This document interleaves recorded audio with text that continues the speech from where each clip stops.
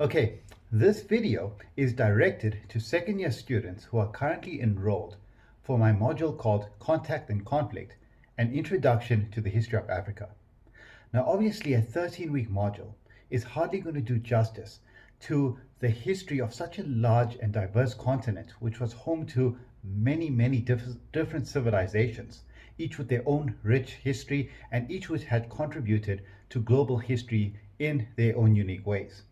So the purpose of this module is just to be an introduction, and it aims to encourage you to do your own research. Some of the civilizations, some of the concepts that you learn about in this module, you'll then be able to use that to go and search for leads, follow up, do your own research, and this will benefit you in third year. It'll benefit you if you go on to postgraduate studies. It'll benefit you in your career path depending on what you do. So that's the aim of this module, is to introduce this concept of the history of Africa and encourage you to do your own research and take it further.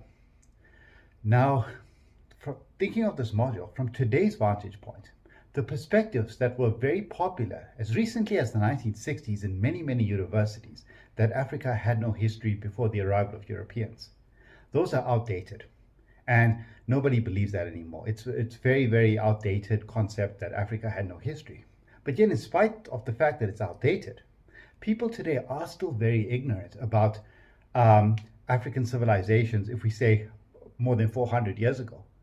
I know from experience, if I ask students or ask people, if they can name, apart from obviously Egypt, examples of pre-colonial African civilizations or ancient African civilizations, perhaps they might say Mapungubwe. They might make mention to one West African civilization, whether it's Mali, whether it's Songhai Empire, or whether it's Ghana. But that's pretty much all you're going to get, I know from experience. So in spite of the fact that this whole concept of Africa had no history until the age of European exploration is outdated, people are still largely ignorant. So the aim of this module, especially in the first half of the semester, is to introduce students to this various civilizations, or some of the civilizations that made up the continent, some of the interactions, some of the conflicts that have taken place, some of the trade networks, spread of religion, etc. And then the second half of the module will then look at how, in spite of such large, powerful empires throughout history, was the continent colonized in a very short period of time, and how that played a part. And we'll look at specific case studies to examine that theme. So we will begin by looking at some of the oldest civilizations, not just in Africa, but in the world. And that are the civilizations that developed along the Nile River. About roughly 10,000 years ago, in what's northern Africa today, the Sahara Desert began to emerge, or the region began to dry up. And people who lived along that region started to move more and more towards the Nile River. And the Nile River became essential. And if you look at most great civilizations in most parts of the world, they emerged alongside rivers. One of the defining elements of the formation of a civilization is the existence of a river that provides the people with fresh water. And the Nile was where many of the oldest civilizations in the world emerged. And one of the oldest civilizations, we're talking about more than 5,000 years ago, is what was known as Tasseti, which means the land of the bow, in modern day Sudan. And the people of this region here played an important role in a more famous civilization that would emerge up north along the Nile River, which would become known as Egypt. About 3,100 BCE, or 5,100 years ago from today, the king Narmer merged Upper and Lower Egypt, and you had the emergence of Egyptian civilization. And Egyptian civilization and Nubian civilization, which is the name that refers to the civilizations that are what is today modern day Sudan, will play a very important role in ancient history. Span about 3,000 years of interactions and conflicts between Egypt and other parts of the world. A very interesting dynamic between Nubia and Egypt, and we will look a lot at that. By about just before the Common Era, both civilizations began to decline. The Alexander's conquest of Egypt and Nubia's kind of demise at the hands of another very powerful civilization called the Aksum Empire, or what is today Ethiopia, which we will also cover in some detail. The Ethiopian Empire. Ethiopia, we can talk about a civilization that had existed for 2,000 years and was one of the, in fact, it was the only one during the scramble for Africa that was able to resist European subjugation. So we'll also briefly touch upon that civilization as well. We'll also speak a bit about North Africa and its conquest, first when the Greeks invaded Egypt and later the Roman Empire.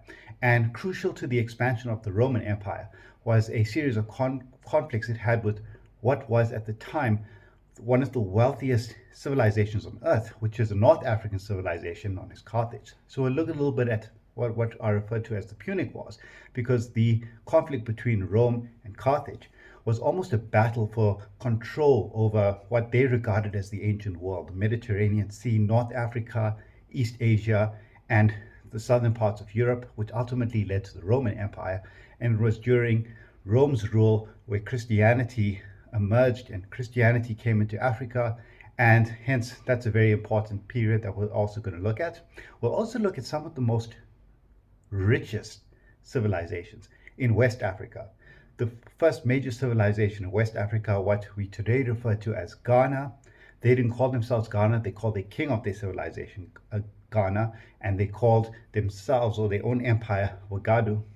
Look at that. We'll look at how it began to decline and Mali began to emerge. An individual who is believed to be the richest person in history, richer than today's billionaires, Mansa Musa, a king of Mali who traveled to Egypt, and a very, very famous pilgrim. And they say he handed out so much gold that he ruined economies. We'll touch upon that. We'll also look at the Songhai Empire. We'll also look at Southern African civilizations, Great Zimbabwe and Mapungubwe, and how the existence of these civilizations, which are roughly about 1,000 years ago, we can talk about a civilization in Southern Africa. In fact, along the Limpopo River, we talk about it belonging to South Africa, and how the discovery of that civilization challenged a very dominant myth that had emerged during South Africa's experience with colonialism and apartheid, where you had this concept of the myth of the empty land, and how Mapungubwe totally discredits and disproves that myth. So that's another thing we're going to address in this module. We'll also look at the spread of ironworking and what are referred to as Bantu-speaking people in South Africa, their migrations. We'll look at other migrations in Southern Africa, what's known as the Imfecane, the rise of the Zulu kingdom. So these are some of the issues that we're going to look at in the first half of this module.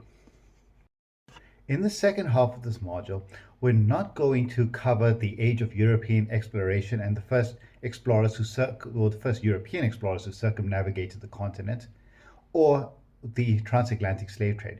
We won't look at this because we did cover this in first year. Instead, we're going to look at wars of resistance against colonialism. And we're going to explore this theme through a number of case studies. We will look at the Battle of Adwa, where the Ethiopians resisted Italian rule and actually defeated the Italians. We will look at the Anglo-Zulu War, where the Zulus fought against the British. We'll look at Yankees' battles against British colonialism in Southern Africa as well. We'll also look at the German genocide of the Haroa and Nama people in what is today Namibia. And we will explore one of the ugliest examples of colonialism, because it was what initiated the scramble for Africa, and that was King Leopold's conquest of the Congo. So in this module, we will look at the ancient African civilizations, and we will also look at the colonial period, which shaped kind of the world in which we kind of live in today, where we have a history, or Africa has emerged after the colonial period, and it's now got a lot of different obstacles to overcome.